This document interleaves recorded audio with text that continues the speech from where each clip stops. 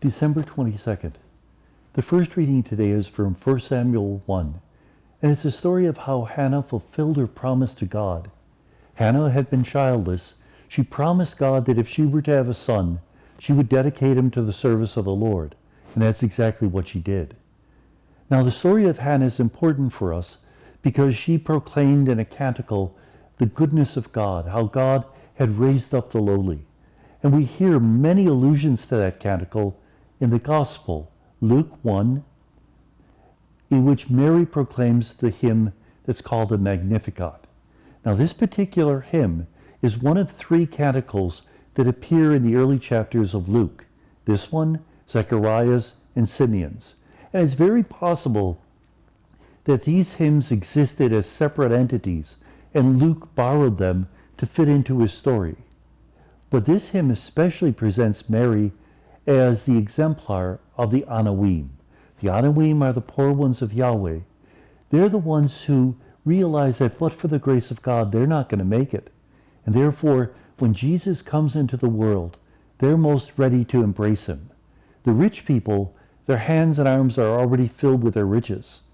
The Anawim, the poor, the sinners, women, foreigners, whoever is put down by society, recognize their need and reach out to the Lord. Well, Mary is a perfect example of the Anawim, a young virgin from a know-nothing town who trusted in the goodness of God and said yes to his invitation. Therefore, Mary proclaims this beautiful hymn in which the haughty are brought low and the lowly are raised up on high. Now, at the end of the account, we hear a strange little detail. Mary stayed with Elizabeth, her cousin, for 3 months and then went home. And the next verse after that, which we don't hear today, is that John the Baptist was born.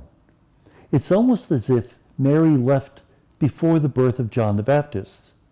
Possibly she went home because she couldn't wait too much longer because of her advancing pregnancy, but much more probable the 3 months is symbolic.